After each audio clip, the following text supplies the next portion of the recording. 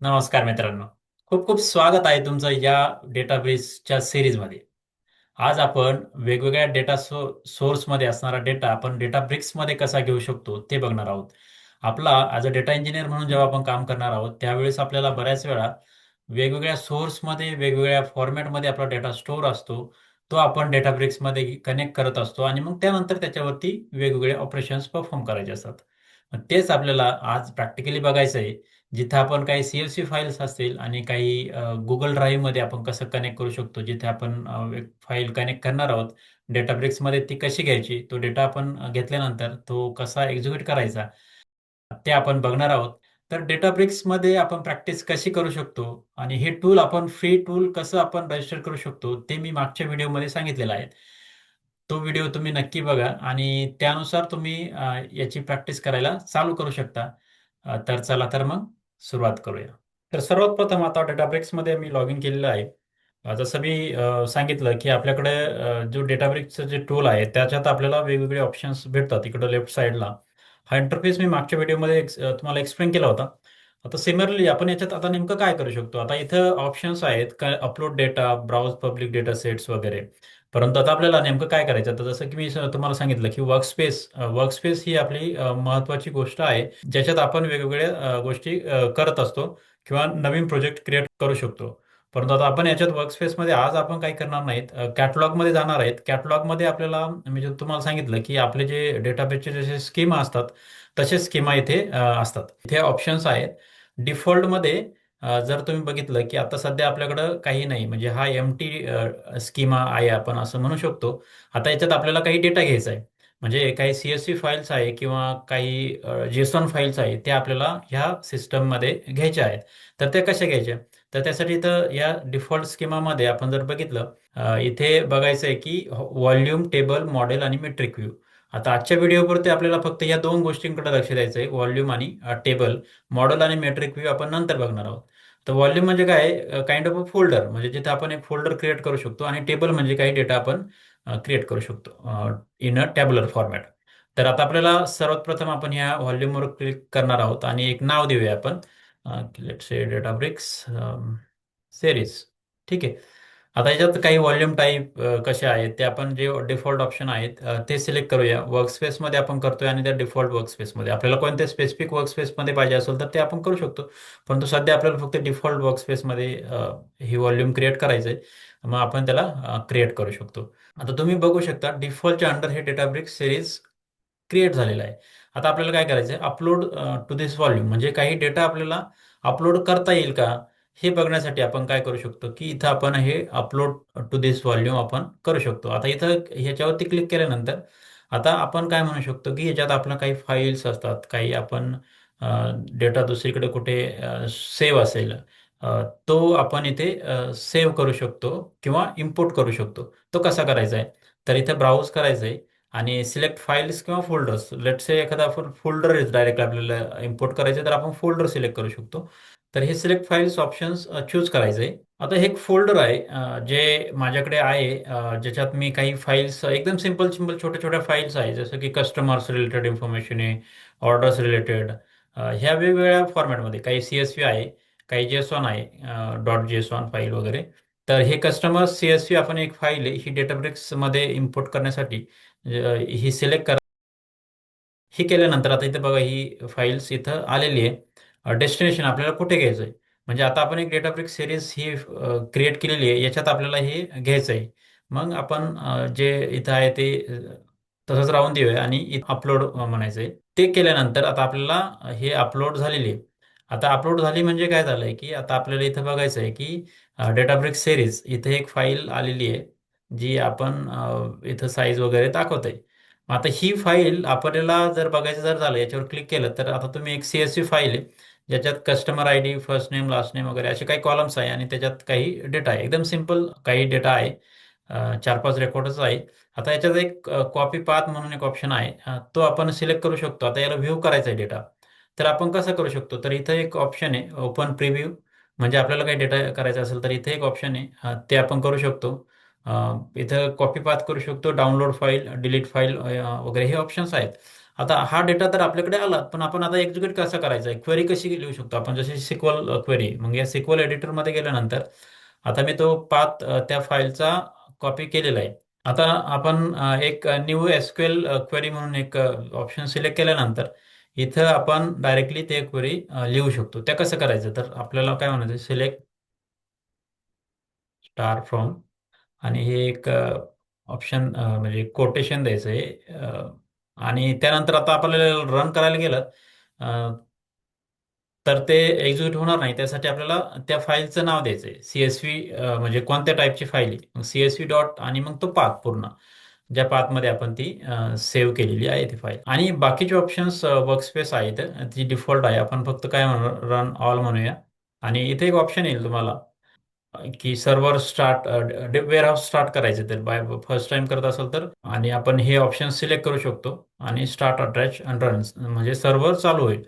आणि त्यानुसार आपण हे रन केल्यानंतर आपला हा डेटा खाली डिस्प्ले होईल इथे ॲज अ आउटपुट म्हणून. ही जी क्वेरी आहे ती आपली एक्झिक्यूट झालेली आहे आणि हा डेटा टॅब्युलर फॉर्मॅटमध्ये इथे आपल्याला दिसतोय. म्हणजे CSV फाईल जरी कॉमा सेपरेटेड जरी असली तरी ते ऑटोमॅटिक हे टूल त्याला आयडेंटिफाय करून CSV समजून बरोबर त्याचे कॉलम्स आणि त्याचा डेटा इथे डिस्प्ले करतंय. आता याच्यात एक बघितलं तर तुम्हाला डायरेक्टली जर असं दिलं customer CSV dot CSV select star from, तर ते एक्झिक्यूट होणार नाही. म्हणजे जर तुम्ही असा प्रयत्न केला select star from customer CSV dot CSV, तर ही एक्झिक्यूट होणार नाही.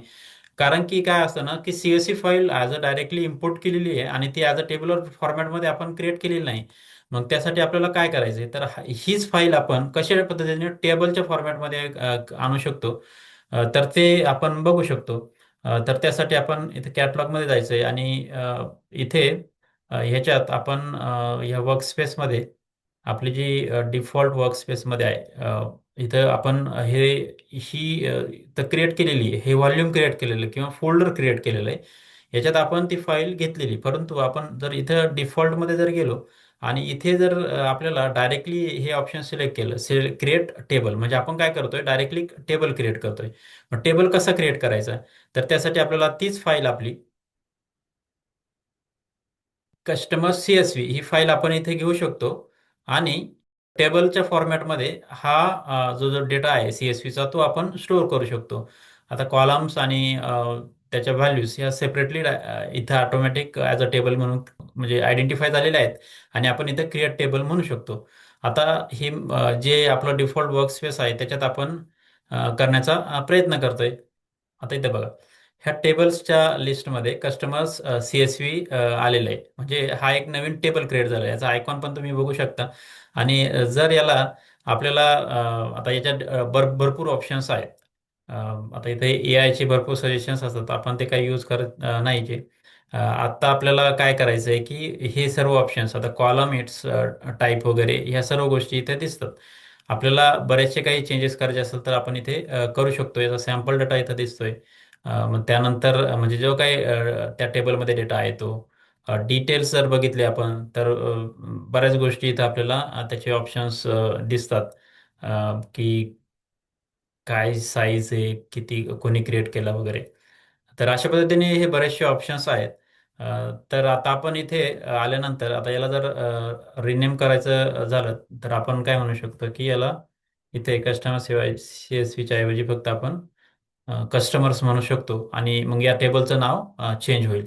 आता हा डेटा आपण डायरेक्टली SQLच्या क्वेरी सारखा क्वेरी करू शकतो. कसं करायचं, आता इथे यायचं आहे आपल्याला आणि आपल्याला इकडे ह्या SQL एडिटरमध्ये आपण ती क्वेरी डायरेक्टली रन करू शकतो. आता इथं मी तुम्हाला इथं न्यू क्वेरी म्हणतो आणि इथे तुम्हाला ती क्वेरी एक्झिक्यूट करून दाखवतो की कशा पद्धतीने आपण डायरेक्टली आपण सिलेक्ट स्टार फ्रॉम कस्टमर्स, आता जो टेबल होता आपला तो इथं आलेला आहे आणि मी जर याला रन केलं तर क्विकली तो रन होईल.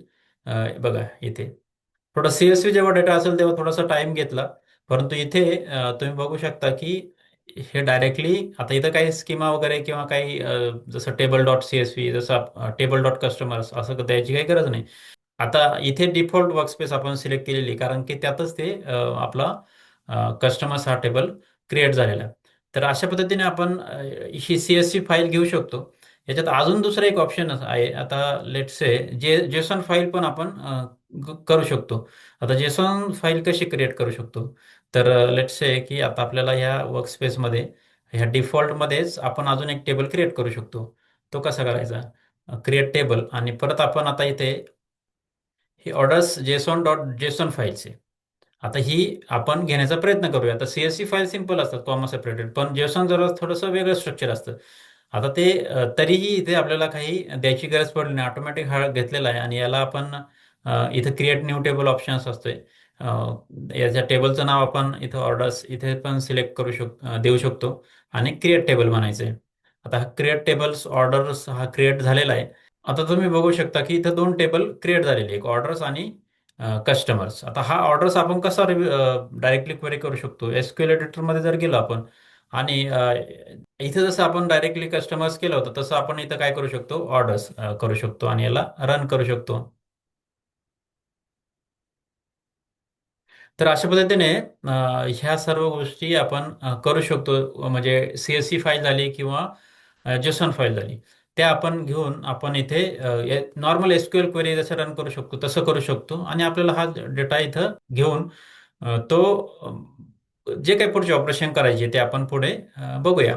आता हे झालं नॉर्मल जेसॉन फाईल किंवा CSV फाईल इम्पोर्ट कशा करायच्या किंवा कशा घ्यायच्या. परंतु जेव्हा थर्ड पार्टी कनेक्टर्स असतात, त्यासाठी डेटा इंजेक्शन म्हणून एक कन्सेप्ट आहे की ज्याच्यात आपण वेगवेगळ्या सोर्समधून डेटा डायरेक्टली कसा घेऊ शकतो. त्यासाठी हे डेटा इंजेक्शन म्हणून एक ऑप्शन आहे इथं. आणि याच्यात आपण बघू शकतो की सेल्स फोर्स आहे, SQL सर्व्हर आहे, गुगल अनालिटिक्स वगैरे. आता याच्यात आपल्याला एक फायट्रॅन कनेक्टर्स आहे गुगल ड्राईव्ह मध्ये. आता लेट्स से आपण एक गुगल ड्राईव्ह मध्ये एक फाईल आहे. आता ह्या गुगल ड्राईव्ह मध्ये माझी एक फाईल आहे, ऑर्डर CSV फाईल. ही आपण कशा पद्धतीने डायरेक्टली गुगल ड्राईव्हला कनेक्ट करू शकतो ते बघूया. त्यासाठी इथे एक ऑप्शन आहे गुगल ड्राईव्ह, हे सिलेक्ट करायचं आहे. आणि हे सिलेक्ट केल्यानंतर आता आपल्याला ईमेल ID द्यावा लागेल आणि हे बेसिकली कनेक्ट होईल डायरेक्टली. आता पहिल्यांदा आपल्याला साइन इन करावं लागतं. अ, आता याच्यातून कसं असतं की फाईव्ह हा एक मध्ये इंटरमिजिएट आहे. आता याच्यात आपल्याला सुरुवातीला जर तुम्ही पहिल्यांदा करत असाल तर तुम्हाला युजर ID आणि पासवर्ड सेटअप करावा लागेल. आता मी ऑलरेडी केलेलं आहे म्हणून मी फक्त साइन इन करतो. आता गुगल ड्राईव्हला साइन इन केल्यानंतर तुम्हाला इथे ऑप्शन्स अवेलेबल आहेत की आता गुगल ड्राईव्ह स्कीमा, इथं आपण गुगल ड्राईव्ह असं नाव देऊ शकतो. म्हणजे आपण एक नवीन डायरेक्टली स्कीमा इथे डेटाब्रिक्समध्ये डायरेक्टली गुगल ड्राईव्हची क्रिएट करू शकतो ह्या कॅटलॉगमध्ये. मग ते कसं करायचं? तर फाईट नेमिंग, सोर्स नेमिंग, आता इथं जे असतं ते ऑप्शन्स आपण जे डिफॉल्ट आहे ते सिलेक्ट करूया. आणि याच्यात एक फोल्डर URL आपल्याला द्यावा लागेल. ती कशी द्यायची? तर आपलं हे जे आहे डेटाब्रिक्स, इथे मी एक फोल्डर क्रिएट केलेलं आहे. म्हणजे आणि याच्यात आपण शेअर जर म्हटलं तर एक कॉपी लिंक म्हणायचं आहे. आणि एक ऑप्शन अजून एक सिलेक्ट करायचं आहे की शेअर जेव्हा म्हणतो आपण की इथे कोणीही link, anyone with the link, म्हणजे जर कोणाला आता रिस्ट्रिक्टर असतं बाय डिफॉल्ट, परंतु आपल्याला हे ऑप्शन सिलेक्ट करायचं आहे एनीवन विथ लिंक. म्हणजे कोणी पण आपण अ, ही फोल्डर व्ह्यू करू शकतो. त्यासाठी आपण ही कॉपी लिंक करायची आणि मग इथे जायचं आहे. आणि इथं गेल्यानंतर आपल्याला काय फोल्डर URL द्यायची जी आपण त्या गुगल ड्राईव्हच्या याच्यात आहे. आणि इथं म्हणायचं आहे आणि सेव्ह आणि टेस्ट हे करायचं आहे. आता हे काय होईल की आपल्याला गुगल ड्राईव्हला कनेक्ट करेल, म्हणजे डेटाब्रिक्स गुगल ड्राईव्हला कनेक्ट करेल थ्रू फाईव्ह. आणि मग त्याच्यानंतर कनेक्टेड टू, आता इथं येईल तुम्हाला की कनेक्शन पास्ट. आणि मग इथे आल्यानंतर आपल्याला इथं एक ऑप्शन करायचे स्टार्ट सिंक, म्हणजे सिंक करायचे गुगल ड्राईव्ह टू डेटाब्रिक्स. हे ऑप्शन सिंक करण्यासाठी स्टार्ट सिंक म्हणायचंय. आणि मग हे थोड्या वेळात होईल, सिंक होईल. आणि हे झाल्यानंतर आता इथं हे कम्प्लीट होऊन येईल. इथे बघू शकता तुम्ही गुगल ड्राईव्ह टू डेटाब्रिक्स हे सिंक होतंय आणि हे झालेलं आहे आता. तर आता आपल्याला काय करायचंय? इकडे यायचंय आणि इथे आपल्याला ह्या कॅटलॉगमध्ये परत आपल्याला हे बघायचं आपला तो गुगल ड्राईव्हचा स्कीमा इथं अवेलेबल झाला आहे का नाही. मग ह्या वर्कस्पेसमध्ये यायचंय. आणि आता इथं बघा हे जे आहे गुगल ड्राईव्हमध्ये, तो गुगल ड्राईव्ह आपण तिकडे दिला आणि त्याचं सिंकिंग इकडे झालेलं आहे डेटाबेसमध्ये. आणि ही ऑर्डर्स CSV ही फाईल तिकडून इकडे आलेली आहेत. आणि हेच सिमिलरली मग आता आपण SQL एडिटरमध्ये जाऊन ही फाईल आपण एक्झिक्यूट करू शकतो. तर त्यासाठी कसं करायचं आहे, तर आपल्याला इथे मी इथे नवीन न्यू क्वेरी म्हणतो आणि इथे आपण म्हणू शकतो की आता आपल्याला स्कीमा जो आता इथं डिफॉल्ट स्कीमा आहे, पण आपल्याला काय करायचं आहे, गुगल ड्राईव्हचा स्कीमा घ्यायचा आहे आणि इथे म्हणायचं आहे की सिलेक्ट स्टार फ्रॉम. आता आपल्याला काय ऑर्डर्स CSV. आता हे करायचं आहे आणि याला जर रन केलं तर आपला हा डेटा एक्झिक्यूट होऊन दिसेल. म्हणजे अशा पद्धतीने आपण आता इथं बघू शकता गुगल ड्राईव्हचा स्कीमा आहे, त्याच्यात आपण ही ऑर्डर्स CSV हे आपण कनेक्ट केलेलं आहे. आणि त्यानंतर असे बरेचसे जे बाकीचे ऑप्शन्स आहे डेटा इंजेक्शनमध्ये, वेगवेगळे गुगल अनालिटिक्स झालं, सेल्स फ्रोज झाले वगैरे, हे पण आपण यूज करू शकतो. परंतु अशा पद्धतीने आपण हे कनेक्ट करू शकतो. आणि वेगवेगळे जे आपल्याला डेटा घ्यायचा आहे तो आपण कसा एक्झिक्यूट करायचा आहे SQL क्वेरीजमध्ये, ते आपण अशा ह्या टूलमध्ये रन करून बघू शकतो. तर अशा पद्धतीने हे प्रॅक्टिकल तुम्ही करून बघा. काही प्रॉब्लेम आले तर कमेंटमध्ये टाकायला विसरू नका.